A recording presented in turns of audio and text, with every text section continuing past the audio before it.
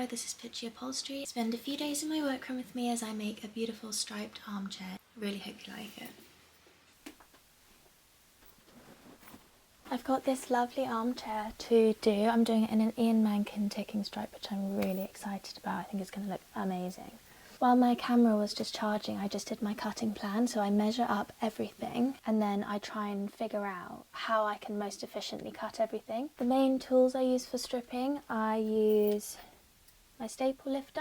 This is a berry head one. You can get a yellow handled one as well, which I quite like using, but my one's quite blunt, and so I've been using this one a lot more recently. Then I use these wire cutters. They're quite good for just lifting out staples, and then the pincers I use for like ripping fabric. They're my favourite tools of all. I'm going to do a upholstery tools video, but my workroom is all packed up at the moment, so I might do it in my new workroom. I'm not sure yet.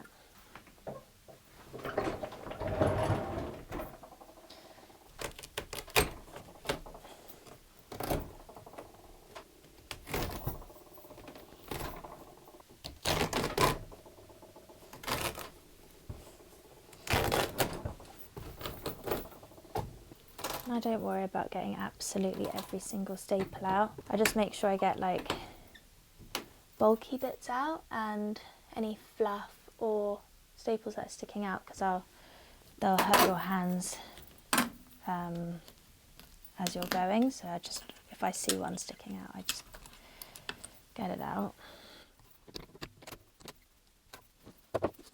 This stuff that I'm pulling off here on the outside arm is called metal ply grip, and it kind of does the same as the yellow back tack strip, I guess, where it hides your staples. So the back tack is used when you can like pull down. It's like your first row of staples that you do, and then this metal bit is more for the sides of when everything's already kind of stapled in place, and then you need to tuck and fold your staples. I don't know if that makes sense.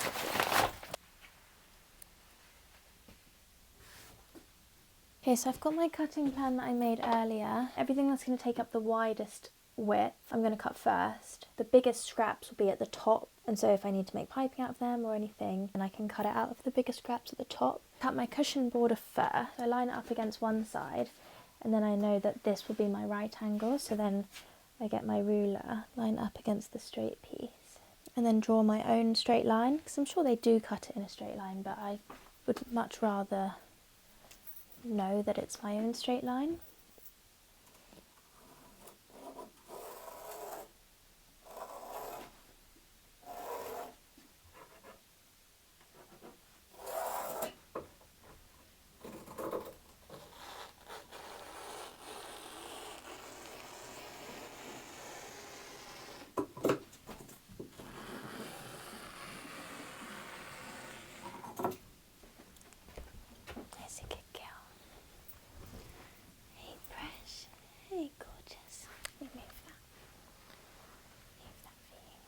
Okay, so this is my first piece that I've cut. It's my cushion border.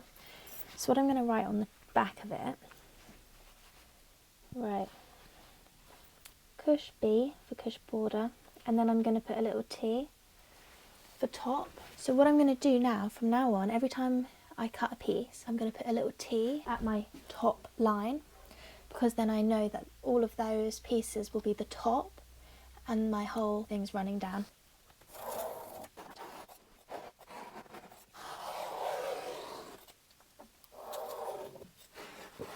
Side back.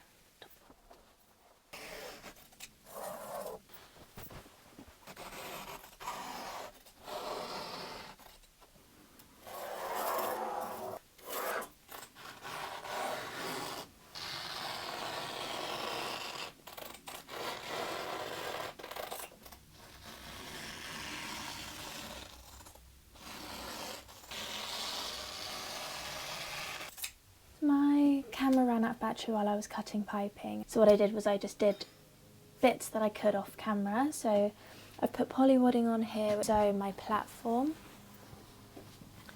And all I did was I cut a piece of calico and sewed it together in a straight line. That's all that goes into making a platform. So on the arm, I put a layer of barrier cloth, which is, I just use wool felt, and that is for fire regulations, you have to do it. And then I've got a layer of polywadding.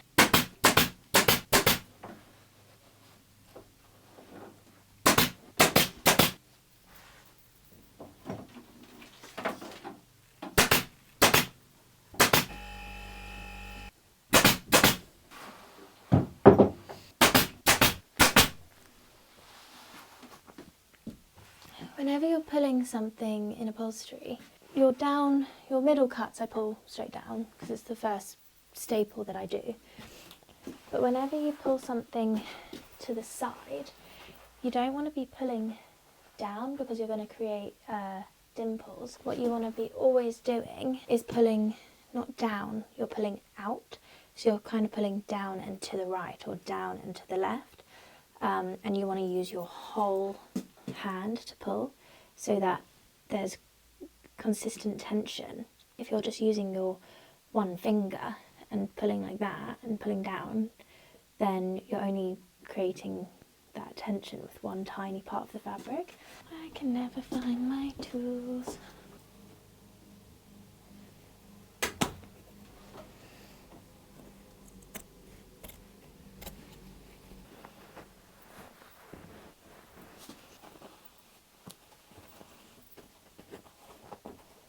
This piece around here, I don't want it to move anywhere, so I'm just going to put a pin in it around this corner while I cut around this front bar.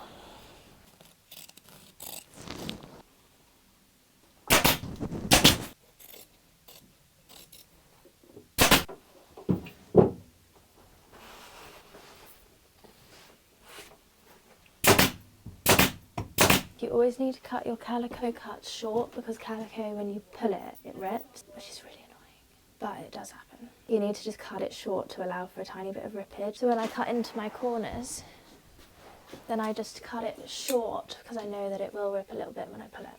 Also, the amount of regulators I've lost down chairs, but then also the amount of regulators that I found in chairs is great. I've made a little mark where my batten of wood is, and I'm just going to cut straight into it, but slightly short of it. And that will tuck that way, that will tuck that way, and then you can hear it ripping. And I'm just going to staple that down. So I've got 16 metres of piping to sew. I'm going to just do all my sewing tonight. That chair took a lot longer to strip. I just had so many staples in it, in such awkward places to get out. I think I've bashed my fingers a few times getting them out. Some chairs are like that though. Some are like an absolute dream to strip, and if they're chipboard, you can just pull the staples out beautifully. And then other like hardwoods, just a nightmare to strip. I always like to write myself a little plan of what I'm going to get done in the day. And today I was like, okay, I'm going to get my chair stripped, platform done, everything cut, everything sewn, inside back and inside arms, completely done. That's what I was hoping to get done today, but no such luck. I've made the sewed part of it.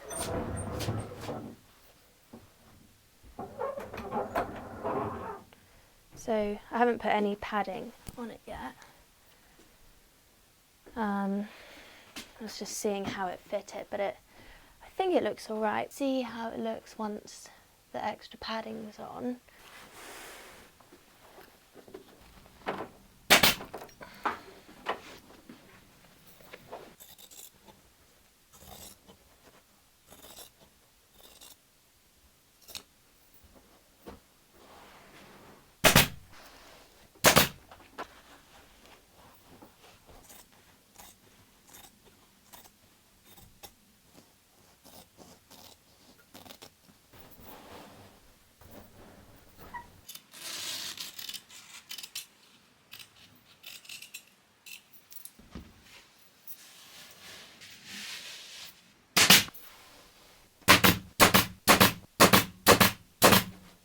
And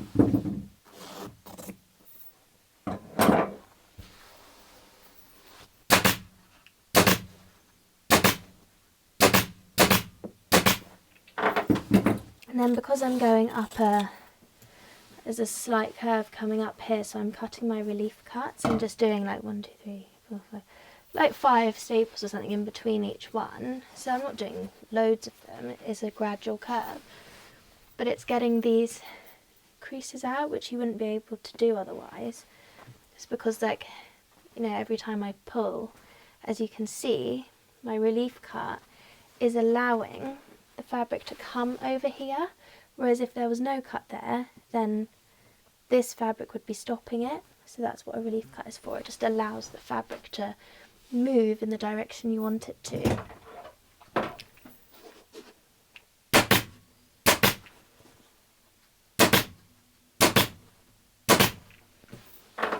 For that corner of the wood,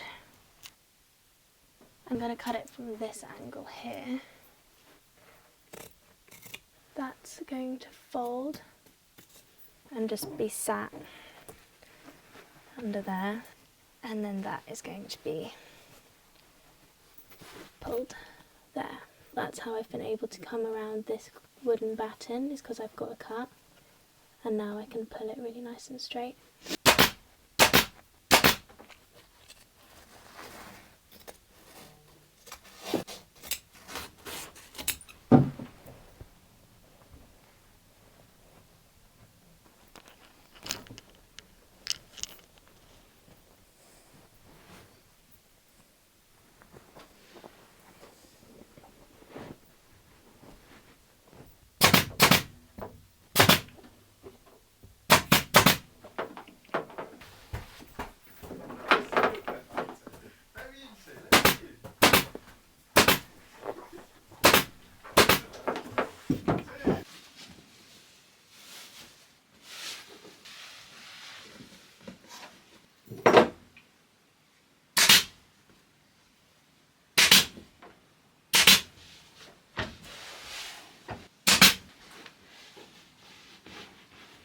I couldn't bring my camera too close to the chair because it was going woo. I don't know if the stripes are like throwing my focus out low.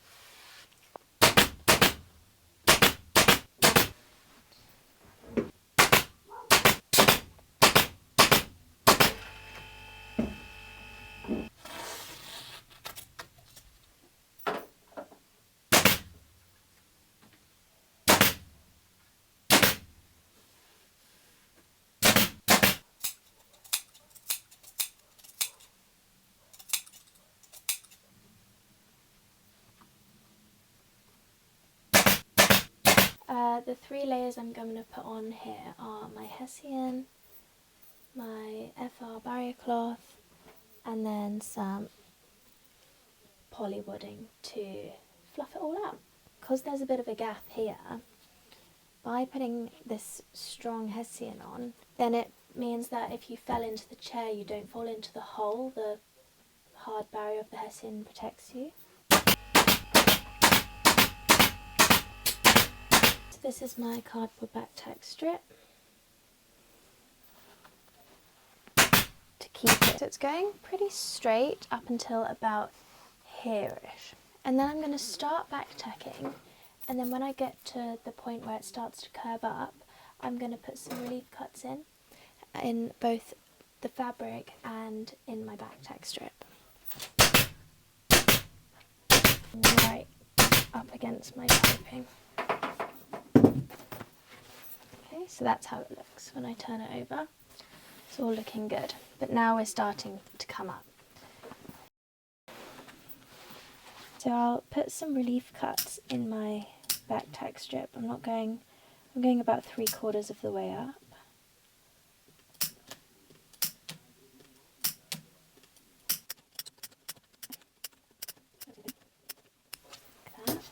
And then because my fabric needs to go up a bit, I'm going to relief cut here.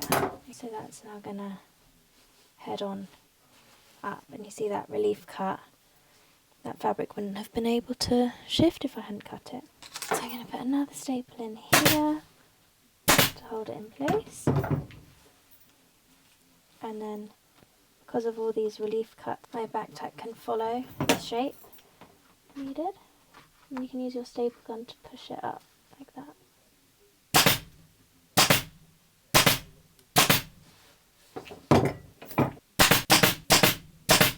Straightens out again, so I'm going to put another relief cut in my fabric so that it can shift that way.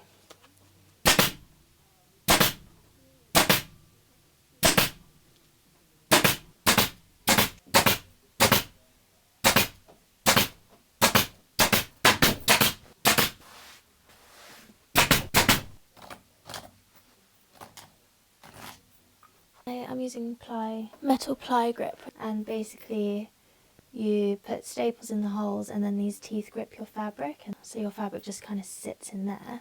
This fabric's quite thin, and so I like to put my polywadding into the teeth first, and it protects the fabric from getting like pulled too much.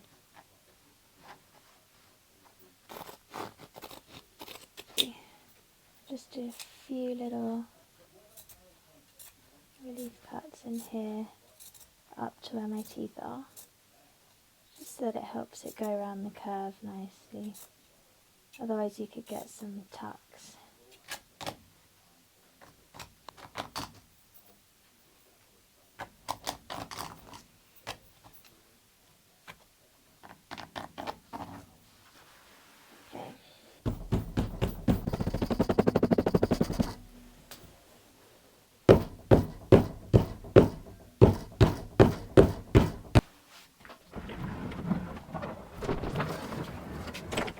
So to get my end nice, I rip apart my seam, and then I'm going to fold that in on itself and tuck it. So that's what the end of my piping will look like.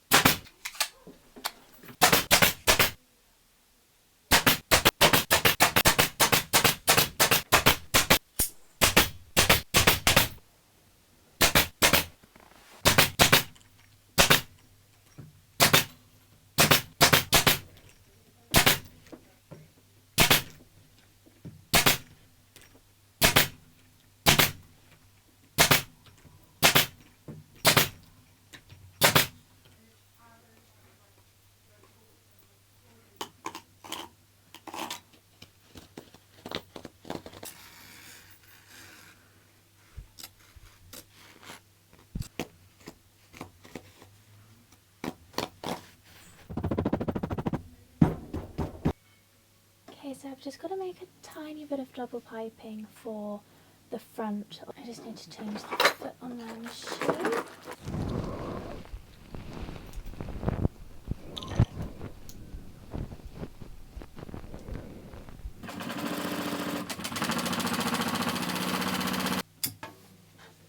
That will cover my staples. I've got my hot glue gun, my regulator. So I just need to trim off this excess bit.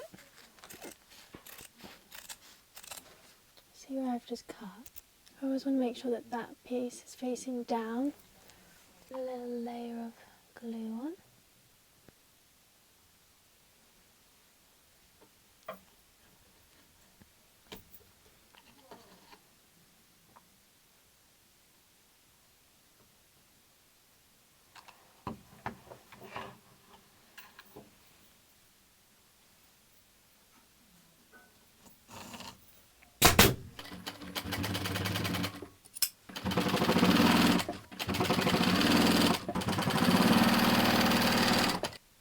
So satisfying coming to the end of a project.